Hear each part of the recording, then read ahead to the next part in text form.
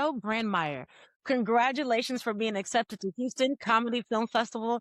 I am honored to have someone of your caliber even wanting to be a part of what we got going on over here. Let's talk about Aged Out, your screenplay, your short. Thank you so much for having me and just, organizing the event itself, the festival event itself. But I mean, Aged Out is really one of those, as everybody always says, passion project. Aged Out is really a mockumentary comedy. Hopefully it's comedy. Hopefully it's funny. It kind of has a flavor and the feel of Spinal Tap, where there's a documentary that we're following along, kind of the where are they now things. So the main character is Steve Stevens. And Steve Stevens had this dream of becoming this, Hollywood movie director. And along the way, he finds out that it's kind of, tied to an expiration date. So that's kind of the big thing. So Steve, we start with kind of finding him in his early stages of overproducing these corporate videos, like huge productions just for a corporate video, because he just really wanted to get started early. So Yes. we follow him along through interviews and flashbacks and different things that are happening in his career as he moves forward. Steve has a crazy family too. He's got two older brothers who are identical twins.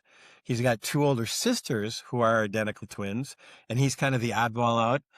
Yeah, I know. And that they kind of create this really great background and characters who are just real characters, but I call it exaggerated or heightened realism, right? So I don't want stereotypical people. I don't want shtick, but I just wanted to make real, but we kind of exaggerated a little bit, right?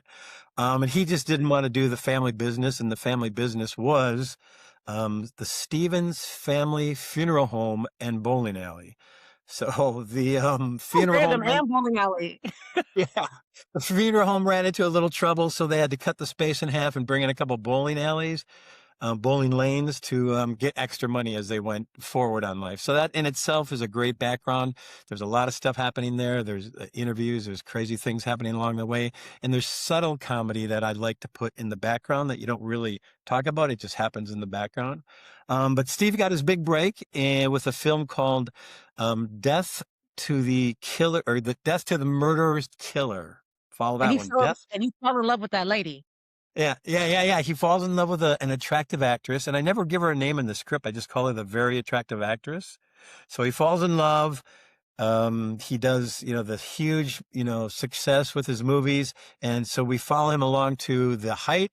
And then she sees that he's growing old and can find somebody younger who can help her career. So little by little, she leaves him. He gets divorced. The career starts to slow down. Yeah, she finds a younger man to help her along in the career. And he finds himself in this tiny apartment, doing this, the older Steve, the 60 something Steve, looking back on a career that kind of like, where the hell did it go? Right.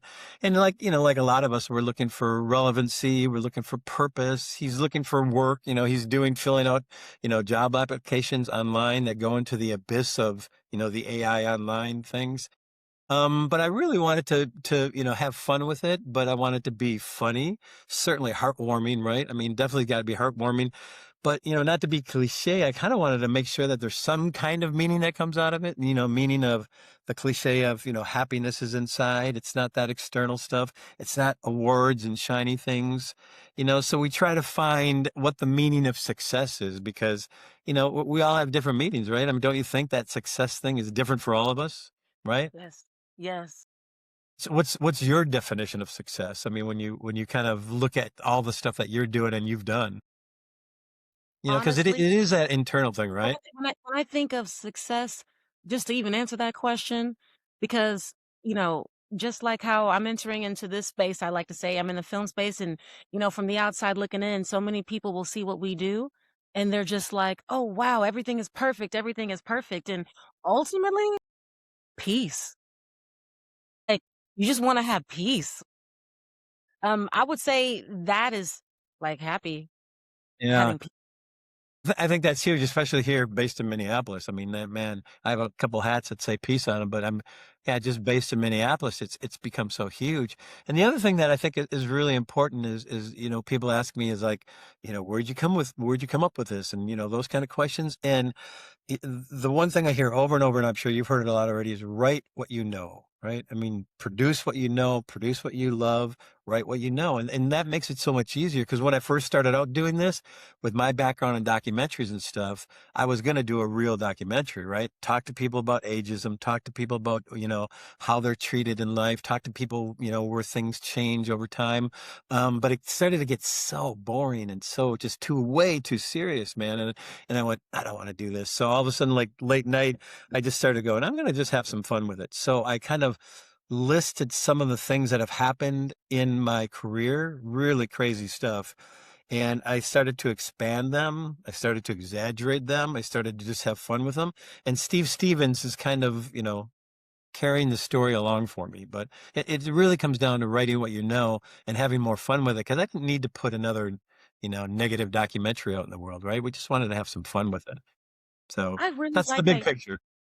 Well, I love that big picture. I mean, you're making me think about even things within my own life where it's like, man, we can remix this and make it fun because I don't want this mood or this feeling, but I'm pretty sure other people, like whenever we post this and they hear what you just said, yeah, let's remix it and change it up a little bit. But yeah, Yeah.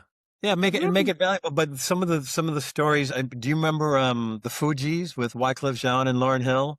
stop playing games with me. Yes, come on, Joe. Yeah, I hope so. I was hoping so. You just never know. But we were fortunate to a number of years ago. So this is one of my line items, right? That I took and I exaggerated. And this actually happened. But so we were in Haiti with Wyclef and we were doing a music video. And one of the scenes was outside of Port-au-Prince. There's this beautiful castle, and Wyclef was on top of the castle, and we had a helicopter shot going around the castle, and he's just doing his thing, right? So the helicopter lands and the sun starts to set, and Clef and the sound guys aren't coming down yet. And we're like, they got to get down. And the pilot has to leave because he can't fly at night. You got to remember, outside of Port-au-Prince, Haiti, it's not a friendly place, right? Yeah, So I going back and forth and I'm stalling. Finally, he says, we got to go. I'm, so Clef's not back yet. The sound guy's not back yet. So we get in the helicopter, we take off in this big, noisy cargo helicopter. And as we circle the castle, we see Wyclef and the sound guy coming down on a donkey, and they're like, I'm looking out the window going, I'm sorry, man. I'm sorry. I'll come back for you. So he ended up staying the night there with the sound guy because people knew who he was. So he was safe, right? They knew Wyclef because he was, he's from Haiti, right? yeah, So next morning, got up, picked him up. So I took that scenario and I stretched it into Steve Stevens as a director, had to leave, and he left his very attractive fiance on a donkey coming down a hill, right? So you just kind of change it up a little bit. So I just kept going through all these different scenarios.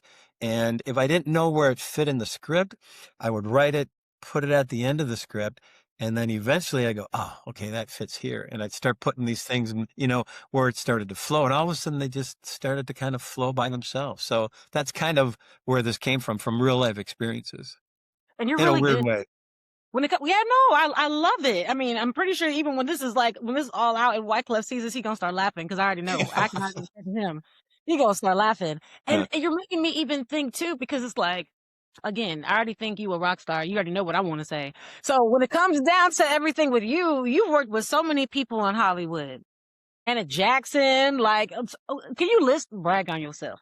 I'm ready. Well, I'm not a big fan of bragging because I'm not good at it. But the thing that I love about it, and I will certainly talk about them. I think it's called trust, right? You know what I mean? It's like if the talent or the musician or whoever it is, if they trust you, if they feel comfortable with you, then you're going to get some great stuff on camera. So, and that doesn't happen overnight, right? So I built up a relationship with Jimmy Jam and Terry because remember, Minneapolis based, right?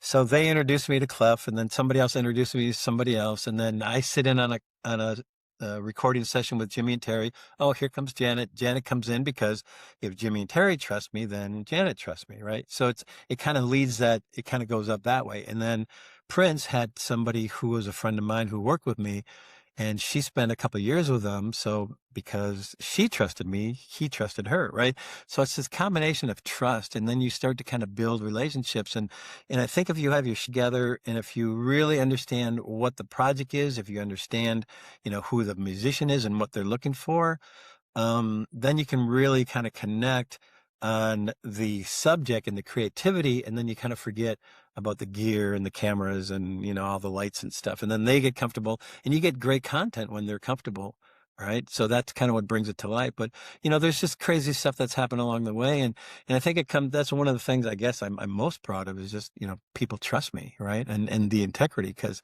all that kind of shiny stuff is great. Don't get me wrong, it gets you to the next level, but you know what I mean. If nobody trusts you, nobody really respects you. It's just you're not going to get anything. So anyway, that's again, I'm just touching on that stuff because you know, Yes. I mean, I approach it, and this sounds corny, but I approach, Prince or Janet or Terry and Jimmy or Wyclef or whoever the same way that I would approach, the neighbor down the street, right? I mean, granted, it's not often that you get somebody like a Prince because that's kind of, that's just out there weird stuff, but they're all the same thing. They all have the same feelings. They all, look at their family the same way. They all fight each other. You know what I mean? So if you approach them the same way, then they respect that, and it's not like, oh my God, you're much better Yes. than all of us. And I think that's what kind of makes it easier just to really hang with them in some form or fashion. Um, but I Prince is a different level, right? I mean, who yes. could, when he passed away, I mean, who lights up the Eiffel Tower, in purple? Who can do that now? I mean, think of some of the artists. London Bridge was purple, the Eiffel Tower was purple, everything in the US, I mean, I don't know if there's an artist who can do that kind of thing anymore.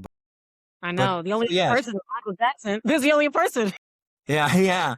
And and I just love, I mean, I just love what I do, right? I mean, and I think that's really important more than anything.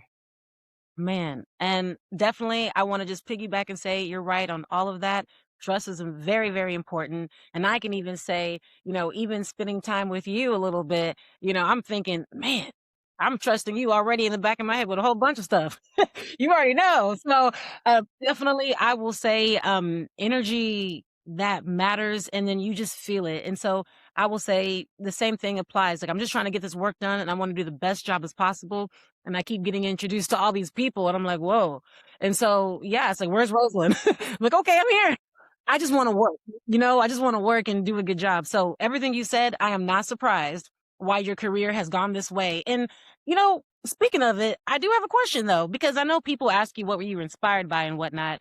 With your experience and everything you've done, what made you even say, "You know what, like, I guess I can put it this way, like, I am going to start this new venture now in this new chapter where I'm just gonna I'm gonna tell my own story." Because yes, you've been telling other people's stories, but what made you take the lead? I guess you can say Do where the your own focus. thing.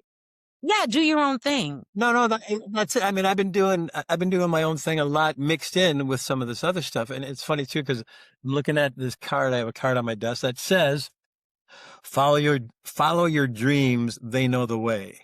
Right. And I think the dream and the heart is what I live with. I have a company for a long time with employees and, buildings and whatever else, excuse me, but most of it was kind of a gut thing. So I believe the heart is the leader, right? The heart is the direction of where you go. I don't care if it's business or you're trying to raise money or whatever it is.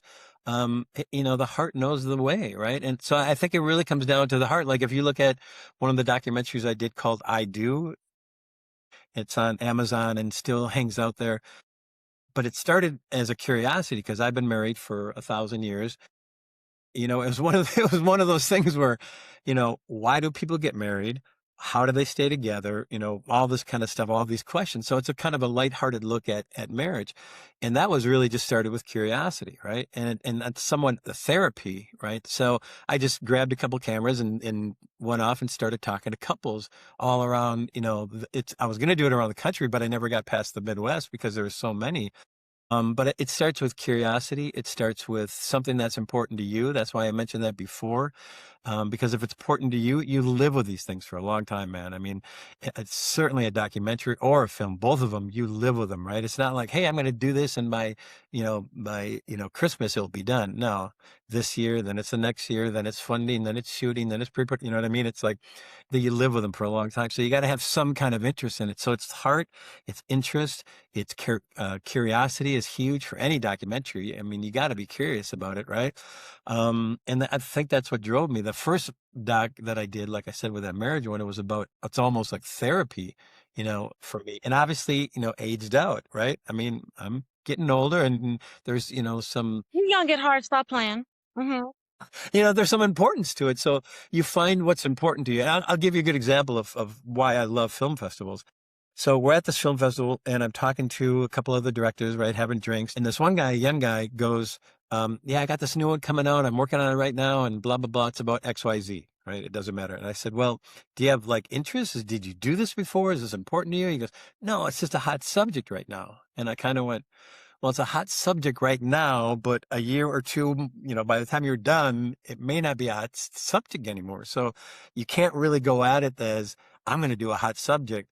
You got to do it and think that somebody might see it or they might not see it, right? And that's why I love Age Out because, I sit here, I point back there, 2, 3 in the morning and I'm typing and if I start giggling or if I start laughing and go, I'm having fun, right? If I like it and I can pass it by a couple of people who I believe in and like it, then I'm just going to keep going. So yeah, it's about just, and part of it is too, you get tired of listening to everybody else tell you what to do.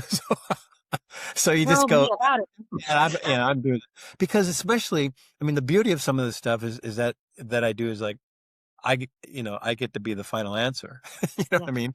With exactly. other stuff that we do, you have record labels and you got managers and you got and you got investors. Like you're talking about investing in some of the projects you're doing. You got to Yeah. answer to them and then you got to answer to this guy. And then, where do you think the title director's cut came from? Right? Because they've Mhm. said, F it, I'm going to just do my own cut. Now you guys go mess this up, but I'm going to do my own cut. So it's, follow your heart, man. It knows the direction. You are gonna help so many young people that are inspired by you, just I already know. And question, so like with this, where do you want Aged Out to go? Like if you envision this gets picked up, what do you see for this? Well, I tell you what, if like I said before, if you bump into Judd Apatow or if you bump into Seth Rogen, you make sure you drop this in front of them. But yeah, let's first of all, what I'm doing, hopefully in the next few weeks, I'm pulling a bunch of actors together, and we're going to do a table read, right? So I'm going to do the table read for a number of reasons. One, to find the tone of, what it sounds like, the pacing of what it sounds like, to see if there's really any funny there, if there's funny is there. And then I take that and I will probably elaborate on the script a little bit more and make it better, basically. So table read, and then that will help me in a pitch if I need to pitch. But no, I would love to join forces with, somebody who's done stuff like an Apatow or Seth or, people like that who have done that kind of stuff. So join forces and then get it to the screen, man. Just get something to the screen that's positive, that something's not blowing up, even though things blow up. Cause we talk about that in the mockumentary about something blows up and, this is a sex scene and you got to do this and you got to do that. And so, yeah, I'd like to table read, pitch, and join partners with somebody who can, kind of green light it, Yeah. make it come to life. So what you I love already to, know. Huh? well, I was going to say, I'm to this day, I can still remember the first documentary I watched on the big screen. I mean, literally, not to sound like a wimp, but man, I got choked up. You know what I mean? You put so much time and effort into something, and then you sit back, you're at the back of the theater, and you see people react to what you did for the last 2 years. It's really emotional. So yeah, goosebumps. I want that. That's what I want. I want to be in the back of the screen, having people laugh at this in some form or fashion. That's You what I just gave want. me chills. I literally just Ah, got chills when you said that. I'm like, wow. No, that's a surreal moment right there. Oh wow. yeah, and you remember it, yeah. Seriously. And for anyone that wants to invest in you, partner with you, how can they keep up with you? You have an awesome website that we got to send them to. Hey, I love, people. I love talking to people. I love positive energy, people with positive energy. I'm always looking to do stuff. I'm very curious about, who they are and what they are, which is why I spent, a lot of time looking at stuff that you've done. So yeah, I mean, I'm wide open for anybody. I don't want to, you don't want to do the Hollywood thing, right? Like, hey, we should have lunch and again, it's just, they That's got the to start time. somewhere. You got to start in a Real quick conversation time. somewhere. Yeah, yeah, you gotta start somewhere. So the conversations are out there, but I'm open to almost everything. I think, Yes, yes. we won't do the porns and, whatever. But I would love to do another music video. So maybe I need to get myself Okay. out there a little bit more. I'll Cause I mean, definitely I'll definitely think about that. Yeah. yeah, yeah. Cause I mean, they're fun. They're amazingly fun, but when you're done, it's 3.5 minutes of really nothing. right? Yeah. It's just kind of not much, but you have a lot of fun doing them. But I like that. Okay. Yeah, I have a lot of music artists that are coming to me lately. It's like everyone's wanting their music into movies, and so you're making me think. I'm plotting right now. I'm like, okay. yeah. What do you want? What do you want with the festival? I mean, because this is kind of your baby now. What are you looking for? People to get opportunities. I want them to meet each other and I want business to be done. Like, yeah, we have these awards. Okay, cool. I have the best one, but I really want like action. Like the awards and stuff are fun, but like we have work to do, y'all. And so if you're actually wanting to get into this business, I'm actually the people that I am inviting, like I know them, like they're working every day. They're not talk. They're not a waste of time. And it's like they don't like their time wasted either. And so it's like anybody coming to any one of our events that we got going on, no, I'm gonna have the streaming company here. I'm gonna have this other person here. So as I'm putting all this stuff together, so as I'm having these meetings with sponsors and other people I'm talking to, listen, this person's coming, this person's coming. There's limited spots. If you're not here, you missed out. I don't know what to tell you. You come back Well, I'll next tell year. you one thing is in regards to, no, I love that. But in regards to what you're doing and people who are looking at this and investors, I mean, I think what you're doing is important, right? I mean, because you're giving people like me and other creatives out there, people are just trying to get, something out there. You're giving them a platform to do that. And I think that's really, really important, and it's a really positive platform too. It's not just like something, in the basement, right? So I think it's important because what you do is allow people to, get their dreams up on a screen. And if one person can laugh at this or do something different, whether it's, films that you've talked about already or this thing or whatever, then it's a success. So we need people like you in the festival. Oh my gosh, I don't wanna cry, but I will say, and I probably the reason why I'm saying this is because, like, as you know, I told you a little bit about my faith, and I will say that it's like I'm not a prude or anything like that. Like, I'm a very real person, I'm not perfect, but when I started my business, I know exactly where I was standing, and this doesn't really happen often, but I remember when I felt like I heard a voice and God spoke to me, and it's just like, we don't know the content, like, the content that's coming out to the next generation. It's just it's a little weird. It's not really positive, and I don't have kids yet. And so whenever I turn on the TV, I don't want to have these weird conversations with my future children. And then I know many other parents feel the same. And so I feel like, I was here to have this platform and to grow it and to elevate the most amazing talented people. And I am going to give them my all. And when I die, like I don't want to cry, but like I want to make sure that I help amazing people. Group hug. Come on. Hug it out. Sorry. I don't wanna cry, but it really means a lot to me because there are so many people that have amazing stories, and people get their stories silenced, and, it really could help somebody. And it's like, why are you doing that? You purposely wanna mess with this world, cause pain, cause destruction, and yeah, I feel like even with this, I wasn't expecting to take over this Houston Comedy Film Festival, but, like, people need to laugh and have their spirits lifted, and so we're gonna start with comedy. So, like, Yeah. I'm gonna do the very best job.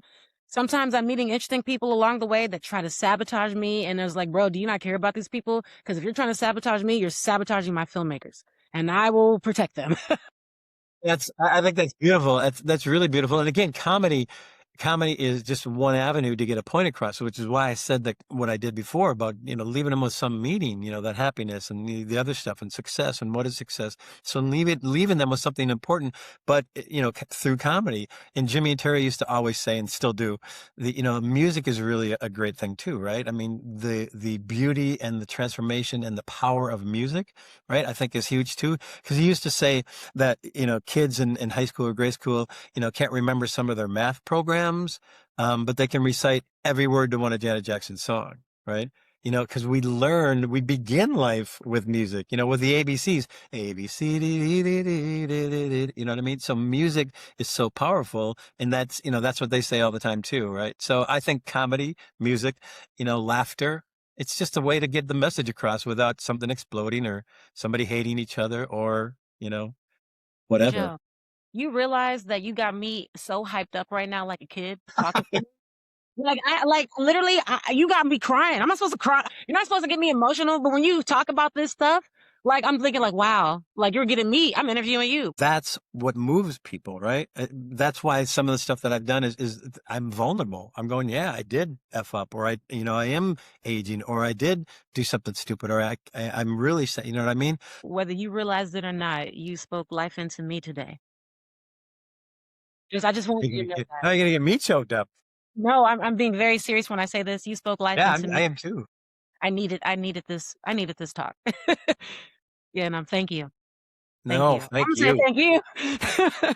Yeah. No, thank you. And congratulations on being accepted to Houston Comedy Film Festival. I already know that there's more festivals that are literally about to be emailing you. So again, nothing but success to you, Joe. Nothing but success. And back at you. Thank you so much for having me. Love, love, love your energy.